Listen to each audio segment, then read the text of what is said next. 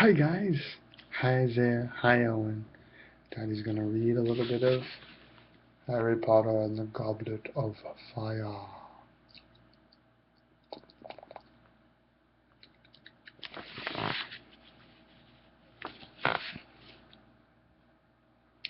Sirius was sending daily owls now. Like Hermione, he seemed to want to concentrate on getting Harry through the last task before they concerned themselves with anything else. He reminded Harry in every letter that whatever might be going on outside the walls of Hogwarts was not Harry's responsibility, nor was it within his power to influence it. "If Voldemort is really getting stronger again," he wrote, "my priority is to ensure your safety. He cannot hope to lay hands on you while you are under Dumbledore's protection, but all the same, take no risks. Concentrate on getting through that maze safely, and then we can turn our attention to other matters." Harry's nerves mounted as June the 24th drew closer, but they were not as bad as those he had felt before the first and second tasks. For one thing, he was confident that this time he had done everything in his power to prepare for the task. For another, this was the final hurdle, and however well or badly he did, the tournament would be at last over, which would be an enormous relief. Breakfast was a very noisy affair at the Gryffindor table on the morning of the third task. The post owls appeared, bringing Harry a good luck card from Sirius. It was only a piece of parchment folded over and bearing a muddy paw print on its front, but Harry appreciated it all the same. A screech owl arrived for Hermione. Oh, sorry guys, I'm very tired. A screech owl arrived for Hermione, carrying her morning copy of the Daily Prophet as usual. She unfolded the paper, glanced at the front page, and spat out a mouthful of pumpkin juice all over it. "What?" said Harry and Ron together, staring at her. "Nothing," said Hermione quickly, trying to shove the paper out of sight, but Ron grabbed it.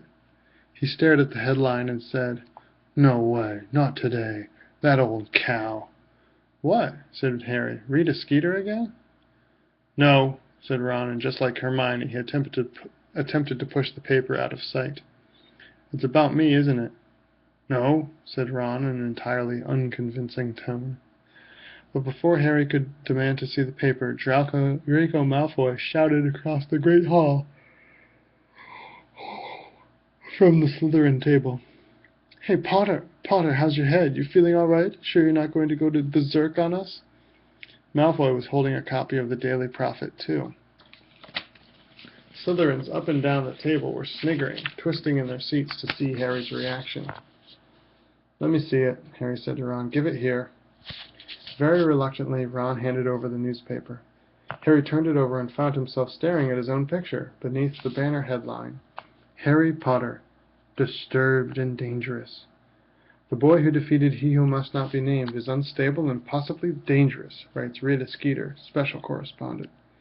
"Alarming evidence has recently come to light about Harry Potter's strange behavior, which casts doubts upon his sustainability to compete in a demanding competition like the Triwizard Tournament, or even to attend Hogwarts School.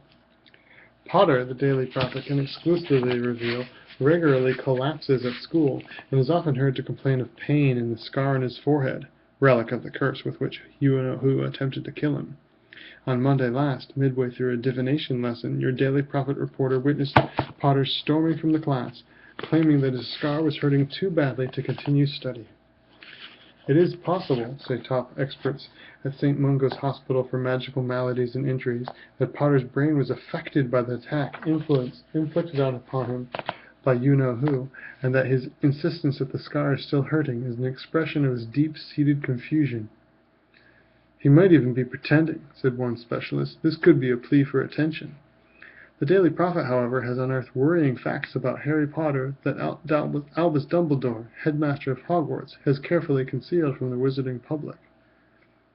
"Potter can speak Parseltongue," reveals Draco Malfoy, a Hogwarts fourth year. "There were a lot of attacks on students a couple of years ago, and most people thought Potter was behind them."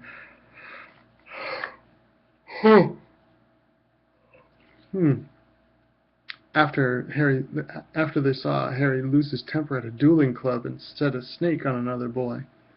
It was all hushed up, though, but he's made friends with werewolves and giants, too. We think he'd do anything for a bit of power. Parseltongue, the ability to converse with snakes, has long been considered a dark art. Indeed, the most famous Parselmouth of our times is none other than you-know-who himself. A member of the Dark Force Defense League who wished to remain unnamed stated that he would regard any wizard who could speak Parseltongue as worthy of investigation. Personally, I would be highly suspicious of anybody who could converse with snakes, as serpents are often used in the worst kinds of dark magic, and are historically associated with evildoers. Similarly, anyone who seeks out the company of such vicious creatures as werewolves and giants would appear to have a fondness for violence. Albus Dumbledore should certainly consider whether a boy such as this should be allowed to compete in the Triwizard Tournament. Some fear that Potter might resort to the dark arts in his desperation to win the tournament, the third task of which takes place this evening. That's kind of mean stuff that she wrote. Gone off me a bit, hasn't she? Said Harry lightly, folding up the paper. Over at the Slytherin table, Malfoy, Crabbe, and Goyle were laughing at him, tapping their heads with their fingers, pulling grotesquely mad faces, and waggling their tongues like snakes. How does she know your scar hurt in divination? Ron said. There's no way she was there. There was no way she could have heard. The window was open, said Harry. I opened it to breathe. You're at the top of the North Tower, Hermione said. Your force couldn't have carried all the way down to the grounds. Oh, you're the one who's supposed to be... Excuse me, You're the one who's supposed to be researching magical methods of bugging, said Harry. You tell me how she did it. You tell me how she did it. I've been trying, said Hermione, but... An odd, dreamy expression suddenly came over Hermione's face. She slowly raised a hand and ran her fingers through her hair. Are you all right? Said Ron, frowning at her. Yes, said Hermione breathlessly.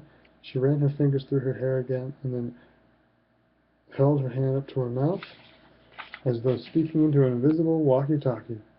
Harry and Ron stared at each other.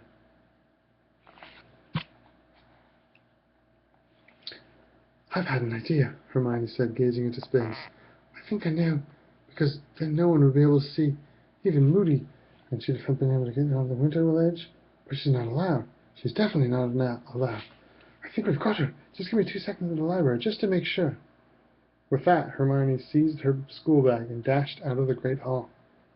Hoy! Ron called after her. We've got a History of Magical exam in 10 minutes' time. Blimey, he said, turning back to Harry.